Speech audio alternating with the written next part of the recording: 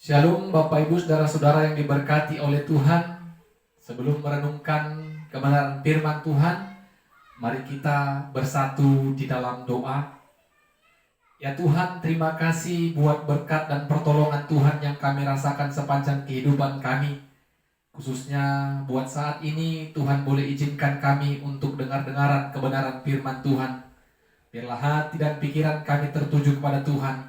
Roh Kudus Tuhan tercurah atas kami, sehingga kami boleh mengerti, mengimani kebenaran firman-Mu. Dalam nama Yesus kami berdoa dan bersyukur. Amin. Bapak Ibu Saudara-saudara yang diberkati Tuhan, firman Tuhan menyapa kita pada saat ini dari Yohanes pasal 20, ayatnya yang ke-19 sampai 23. Yohanes pasal 20, ayat 19 sampai 23. Kami akan bacakan firman Tuhan bagi kita, demikianlah firman-Nya.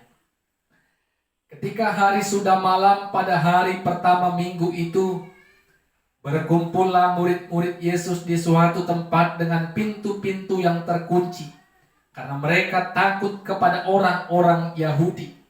Pada di tengah-tengah mereka, pada waktu itu datanglah Yesus dan berdiri di tengah-tengah mereka dan berkata, "Damai sejahtera bagi kamu." Dan sesudah berkata demikian, ia menunjukkan tangannya dan lambungnya kepada mereka. Murid-murid itu bersuka cita ketika mereka melihat Tuhan. Maka kata Yesus sekali lagi, "Damai sejahtera bagi kamu. Sama seperti Bapa mengutus aku, demikian juga sekarang aku mengutus kamu." Dan sesudah berkata demikian, ia mengembusi mereka dan berkata, "Terimalah Roh Kudus. Jikalau kamu mengampuni dosa orang, dosanya diampuni. Dan jikalau kamu menyatakan dosa orang tetap ada, dosanya tetap ada." Amin. Bapak Ibu Saudara-saudara yang diberkati Tuhan, tema firman Tuhan bagi kita pada saat ini, terimalah Roh Kudus. Terimalah Roh Kudus. Pada minggu ini, semua orang-orang yang percaya kepada Tuhan Kristus Yesus sebagai Tuhan dan Juru Selamat yang hidup merayakan hari Pentakosta. Kita memasuki Minggu Pentakosta. Setiap tahun orang-orang percaya memasuki minggu yang namanya Minggu Pentakosta. Pentakosta berarti Bapak Ibu hari ke-50 sesudah Paskah, di mana Roh Kudus tercurah kepada orang-orang percaya. Roh Kudus Tuhan tercurah kepada setiap orang-orang percaya, sehingga orang-orang percaya berani untuk bersaksi, dimampukan untuk bersaksi. Orang-orang percaya mengerti dan percaya atas pemberitaan-pemberitaan firman yang disampaikan oleh rasul-rasul Kristus. Bapak Ibu Saudara-saudara yang diberkati oleh Tuhan, firman Tuhan bagi kita pada saat ini pada Minggu Pentakosta. Kalau kita membaca firman Tuhan, bagaimana kisah murid-murid Yesus ketika Yesus sudah dihukum mati di kayu salib. Murid-murid mengurung diri, hidup dan dibayang-bayangi dengan ketakutan. Ditambah lagi ada isu yang mengabarkan kalau mayat Yesus hilang, dicuri, diambil orang. Sehingga mereka semakin ketakutan dan mereka mengurung diri di dalam ruangan, mengunci pintu-pintu karena mereka takut kepada pemimpin-pemimpin Yahudi pada saat itu, yang bisa suatu saat menangkap mereka dan juga menghukum mereka. Di dalam ketakutan mereka dalam ruangan itu, tiba-tiba Yesus tampil di depan mereka dengan mengatakan, damai sejahtera bagi kamu. Sentak Bapak Ibu yang diberkati Tuhan, yang tadinya mereka di dalam ketakutan, ketika mereka melihat Tuhan, mereka bersuka cita. Kedatangan Yesus membawa damai sejahtera, membawa shalom bagi mereka. Hati mereka yang takut, cemas, dan khawatir berubah seketika itu juga dengan sukacita. Dan kedua kali Yesus berkata juga kepada mereka, damai sejahtera bagi kamu. Dan Yesus katakan, seperti Bapa mengutus aku juga akan mengutus kamu. Dan ia mengembuskan Roh Kudus atas mereka. Bapak Ibu saudara-saudara yang diberkati Tuhan, kita melihat ketika murid-murid Yesus yang dalam ketakutan, mereka tidak lagi takut, melainkan sukacita. Dan ketika mereka menerima Roh yang dari Tuhan, yang dihembuskan Tuhan Yesus, maka itu adalah titik awal mereka untuk kembali melanjutkan misi Allah yang selama ini dikerjakan oleh Kristus Yesus. Tetapi ketika Yesus telah tiada, maka murid-murid rasul-rasul Kristuslah yang akan melanjutkan pekerjaan Allah, yaitu menyampaikan dan memberitakan kabar baik kepada seluruh dunia. Bapak Ibu saudara-saudara yang diberkati Tuhan, dengan mereka dihembuskan Roh Kudus, mereka menjadi pribadi yang berani bersaksi tentunya, yang tidak lagi takut, yang tidak lagi dalam kedukaan. Karena sebelum Yesus disalib, Yesus pernah berkata, Dia akan memberikan Roh penghibur yang akan mengajari dan membuat mereka mengerti akan kebenaran firman Tuhan. Jadi Bapak Ibu saudara-saudara, dengan tercurahnya Roh Kudus atas mereka, dengan dihembuskannya Roh Kudus atas mereka, mereka berani, mereka tidak lagi hidup dalam duka cita. Mereka bersaksi apa pengalaman hidup bersama dengan Kristus. Kristus yang mati menebus dosa umat manusia dan telah bangkit pada hari yang ketiga. Itulah yang harus mereka saksikan dengan pertolongan Roh Tuhan. Roh Kudus yang akan memampukan mereka sehingga mereka tidak lagi dalam ketakutan, kebimbangan dalam melakukan misi Allah di tengah-tengah dunia ini. Jadi Bapak Ibu saudara-saudara, bagaimana dengan kita? Apakah kita sebagai orang-orang percaya masa kini merasakan kalau Roh Kudus Tuhan sudah tercurah atas kita? Kalau Roh Kudus Tuhan sudah tercurah atas kita, maka sesungguhnya tidak perlu ada lagi ketakutan, kebimbangan, keraguan dalam kehidupan kita. Kita harus bisa menjadi saksi, baik itu melalui perkataan, baik itu melalui perbuatan atau teladan hidup kita kepada orang-orang yang belum mengenal dan percaya kepada Tuhan Yesus. Jadi Bapak Ibu saudara-saudara, orang yang bersaksi, orang yang dipakai Tuhan, sesungguhnya orang-orang yang dipenuhi dengan kuasa Roh Kudus Tuhan. Karena Roh itulah yang memampukan kita untuk berbuat baik. Roh itulah yang memampukan kita untuk berkata-kata. Roh itulah yang memampukan kita untuk berdoa. Roh itulah yang akan membuat kita berani menghadapi tantangan-tantangan dan kesulitan-kesulitan bahkan duka dan penderitaan yang sedang dan akan kita alami.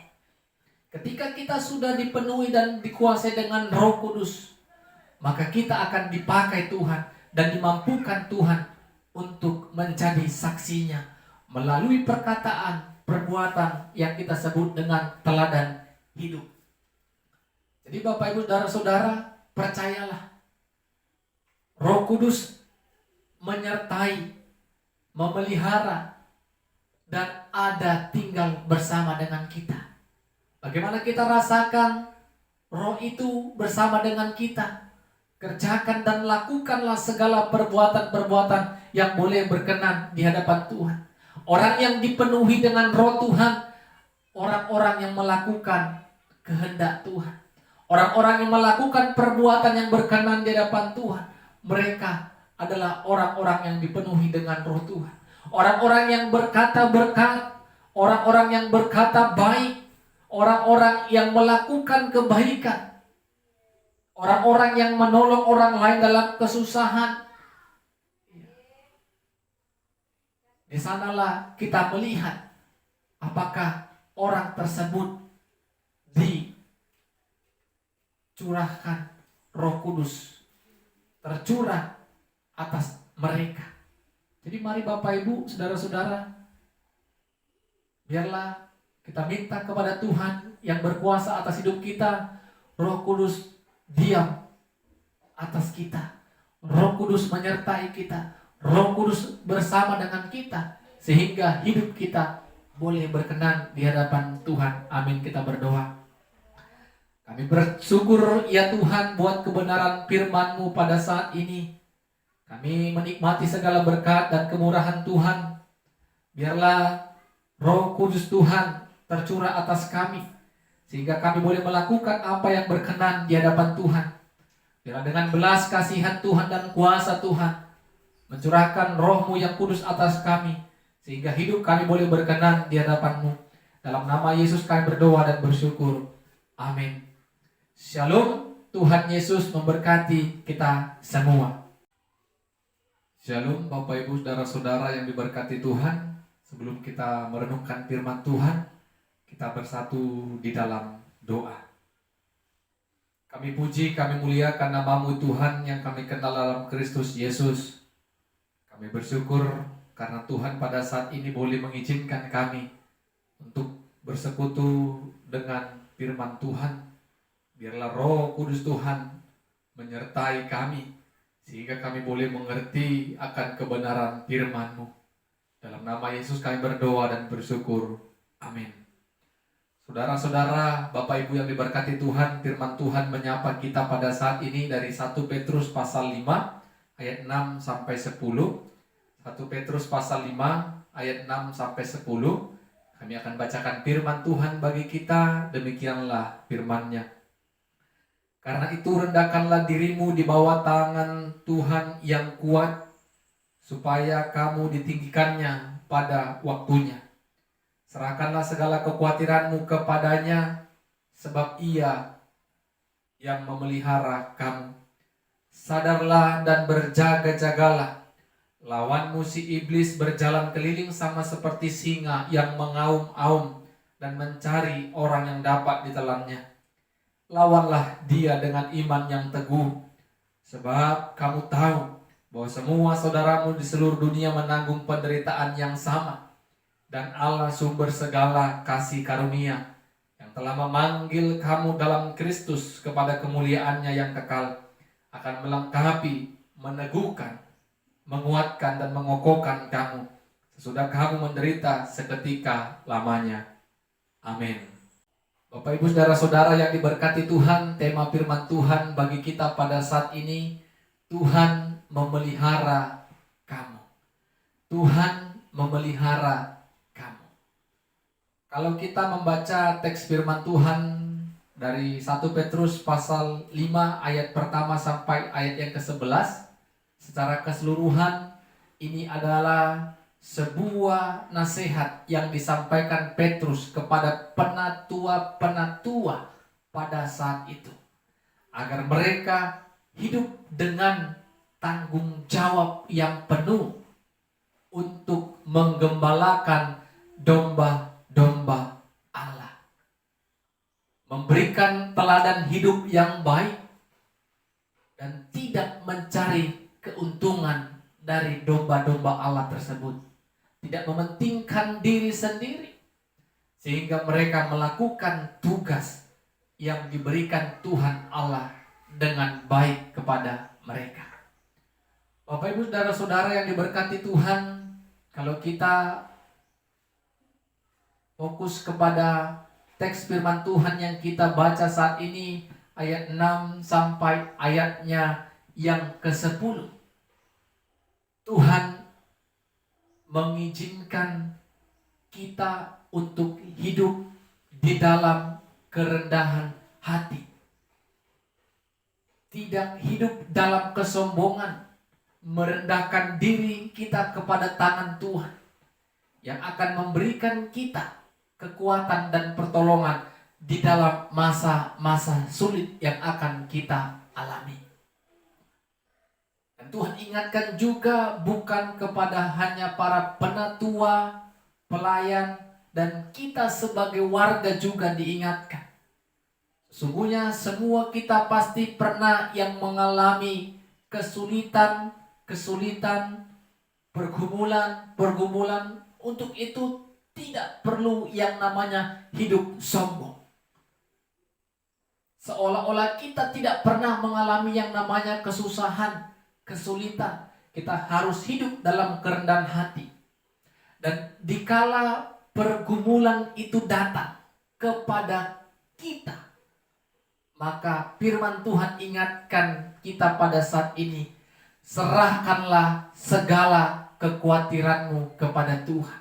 Bapak Ibu, firman Tuhan katakan seluruhnya, semuanya ceritakan kepada Tuhan, sampaikan semua kepada Tuhan, dan percaya dengan imanmu, Ia akan memelihara kamu. Kenapa Bapak Ibu saudara-saudara kita harus menaruh kepercayaan Tuhan memelihara kita?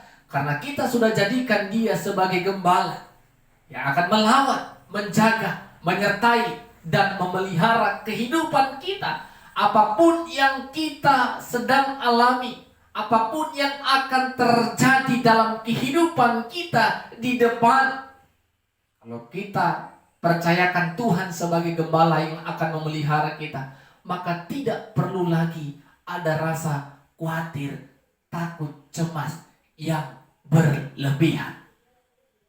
Kalau kita hidup dalam kekhawatiran yang berlebihan dan tidak menaruh harapan, yang tidak bergantung kepada Tuhan dan percaya kalau Tuhan memelihara kita, maka di sanalah iblis akan menelan kita, akan menggoda kita, akan menjatuhkan kita dan merongrong kehidupan kita.